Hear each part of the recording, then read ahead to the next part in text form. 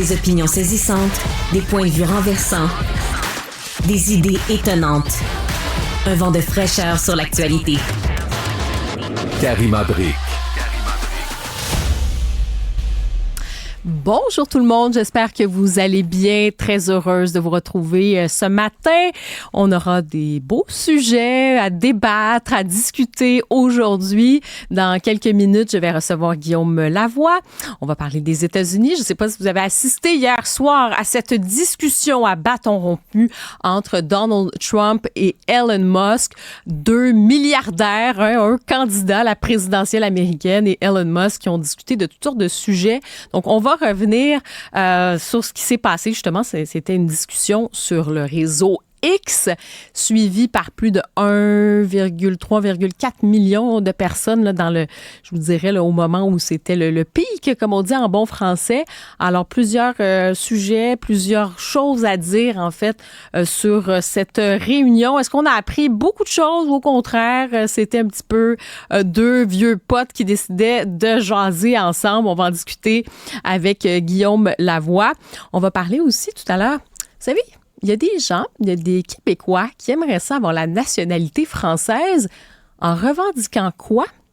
Ben oui, eux, ils disent, écoutez, nous, on est quand même des descendants de colons de la Nouvelle-France. Comment se fait-il qu'on n'aurait pas le droit d'avoir cette nationalité française? Eh bien, il y a eu des développements dans cette histoire-là parce qu'il y avait eu des recours qui avaient été déposés.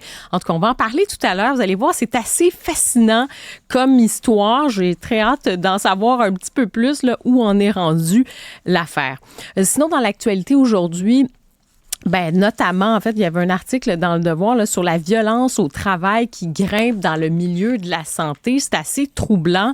On nous dit qu'en 4 ans, le nombre de réclamations acceptées par la CNESST là, dans le secteur a augmenté de 40 %. Oui, il y a plus de travailleurs qui dénoncent les choses, qui dénoncent la situation, mais reste que vraiment, on nous dit que c'est un manque de personnel, manque de services, surcharge de travail. Ça fait en sorte vraiment qu'il y a la clientèle qui est laissée à elle-même, des clientèles aussi, certains ont des différents problèmes de santé mentale, par exemple. Donc, ça se répercute, mais c'est extrêmement troublant. Donc, des coups de pied, on nous parle de bousculades, de pincements, vraiment des blessures, de la violence psychologique, mais de la violence physique. Alors, ça a augmenté comme ça de 40 % en 4 ans selon les données obtenues par Le Devoir. Alors oui, c'est troublant. Oui, il faut faire quelque chose. Et il y avait un autre article aussi à la une du Devoir qui est intéressant. Planète casquette. Cette multiplication, on pourrait dire la prolifération de la casquette un petit peu partout. Aux États-Unis, est-ce que c'est un symbole? Oui. En Amérique du Nord, je vous dirais que la casquette, c'est un symbole. Si vous allez en France, c'est très drôle. Il n'y a pas beaucoup de gens tant que ça qui portent la casquette dans des espaces publics. Là, quand tu vas au restaurant ou quoi que ce soit, c'est là qu'on voit qu'il y a vraiment quelque chose de nord-américain, la fameuse casquette de baseball, on va se le dire. Mais ça devient aussi un symbole politique. On a vu que les démocrates, Tom Walz, le colistier de Kamala Harris, c'est plutôt avec un chapeau, vous savez, les fameux chapeaux de camouflage. C'était comme ça qu'il est apparu à un moment donné, là, quand il a été filmé chez lui. Il avait ça et on dit que ça peut devenir aussi un symbole pour les démocrates comparativement à la fameuse casquette rouge MAGA, Make America Great Again, de Donald Trump. Alors, est-ce qu'on aura le combat casquette contre chapeau de camouflage, là, tu sais, les petits chapeaux un peu d'été, peut-être. Mais au-delà de ça, donc dans cet article, on se dit, la casquette, qu'est-ce que ça symbolise au fond? Est-ce que aussi, au-delà du fait que oui, on peut porter ça, est-ce qu'il y a une question aussi de briser l'étiquette, de revendiquer, en fait, se dire, moi, je me fiche un peu des normes sociales, voire des normes bourgeoises, du code vestimentaire bourgeois. Je me présente comme je suis. Prenez-moi comme je suis.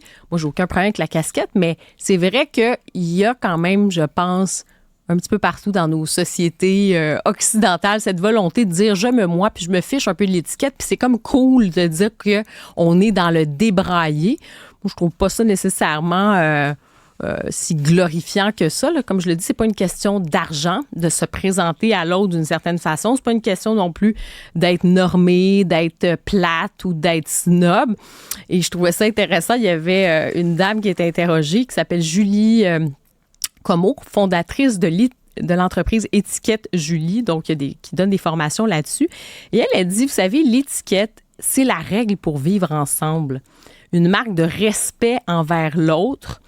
Quand on entre en contact avec quelqu'un, on veut voir et montrer ses yeux et son visage. Alors, oui, dit-elle, il faut retirer son chapeau, encore plus quand la demande de l'enlever est formulée de manière polie.